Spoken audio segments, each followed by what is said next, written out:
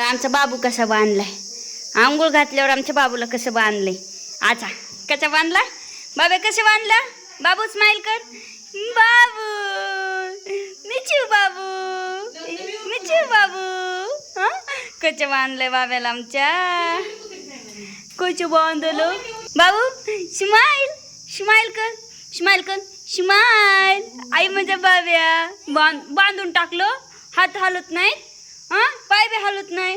बाई बाई बांधून टाकले, गतुडं बांधले, गतुडं बांधलं ना, गतुडं बांधलं. स्माइल कर बोलो, ऋषी नको, स्माइल स्माइल. ओ बाय गो, आला गो माझ्या बाबा. कच्या बांधलाय, कच्या बांधलाय, कच्या बांधला.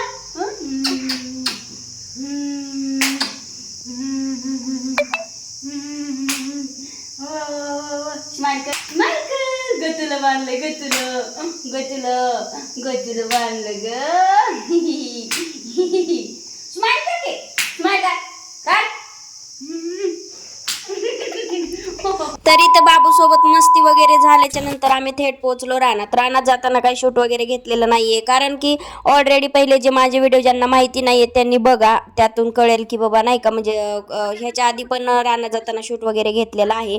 आणि शेतात गेल्याच्या नंतर म्हणजे काही ना काही मी नेहमीच बनवायची जेव्हा गावाकडे असते तेव्हा. म्हणजे शेतात रोज काहीतरी बनवत होतो तर आम्ही, म्हणजे कधी मटण चिकन मी खात नाहीये, पण माझ्या जो भाऊ आहे त्याला खूप आवडतं, म्हणजे मी काही ना काही बनवलेलं, मग ते साधं सिंपल किंवा काही असे नाही का, त्याला खूप आवडतं माझ्या हातची कुठलीही भाजी किंवा कुठलीही रेसिपी.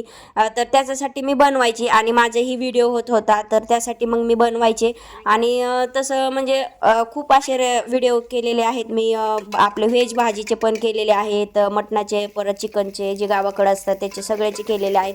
तर हा व्हिडिओ लेट आहे ह्याच्यासाठी आलेला आहे की कारण व्हिडिओ एक्स्ट्रा माझ्याकडे होते, पण म्हणजे गावाकडे शूट केलेले, एडिटिंग वगैरे केली नव्हती. आणि श्रावण महिना होता त्यासाठी मी पोस्टसुद्धा केला नव्हता, म्हणजे नको, कारण की आपण खात असो किंवा नसो, पण श्रावणात मला नाही आवडत आहे असं नॉनव्हेजचा वगैरे व्हिडिओ टाकायला.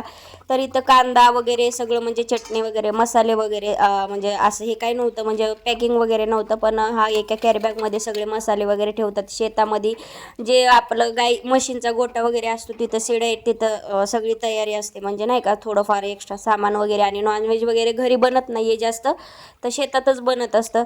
तर इकडं मी कांदा वगैरे भाजून वगैरे घेतला, इकडं सगळं मीठ वगैरे टाकलेलं होतं. म्हणजे आणि गावाकडं कसं असतं, चुलीवरचं कुठलाही पदार्थ करा तो टेस्टी लागतोच.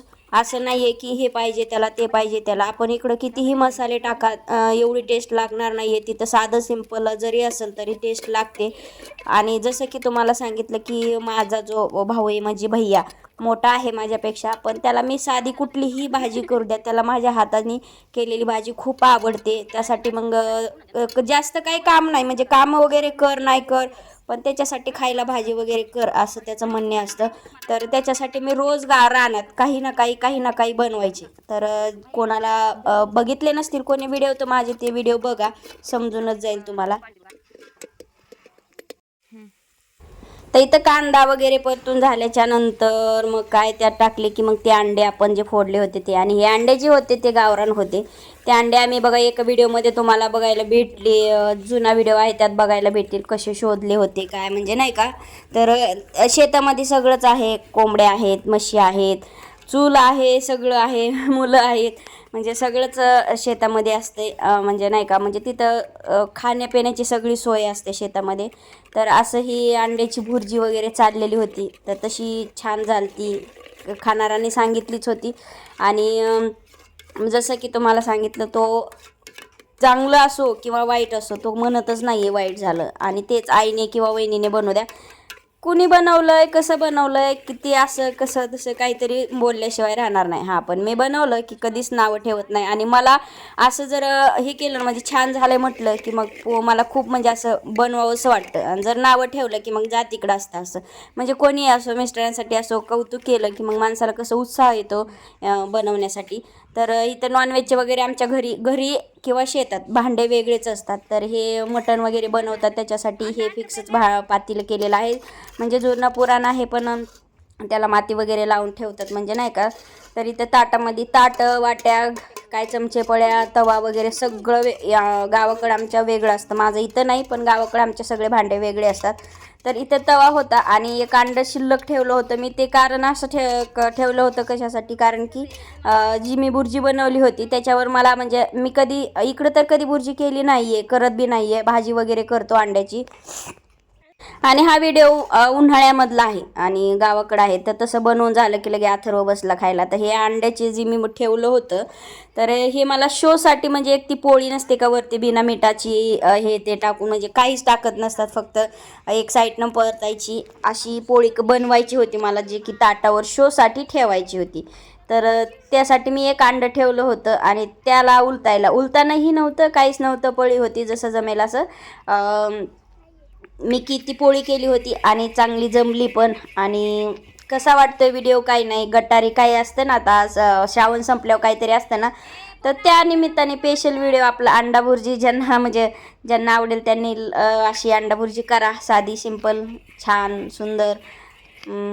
गावाकड म्हणलं तर काही गरजच पडत नाही आहे मसाले वगैरे वापरायची. चटणी मीठ आणि तेल ह्या 2-3 गोष्टी असल्या तरी कुठलाही पदार्थ चवदार आणि चविष्ट होतो. फक्त तो चुलीवर केला पाहिजे आणि मनातून केला पाहिजे, मग खाणारा पण आणि करणारा पण दोन्हीही सुखी. तर अशी ही मी पोळी केली होती, कारण की मला फक्त ती ह्याच्यावर ठेवायची होती. ती जी ताट जी होतं भुर्जी बनवलेलं त्याच्यावर ठेवायची होती. तसं अथर्व सुरूच करत होता खाण्यासाठी.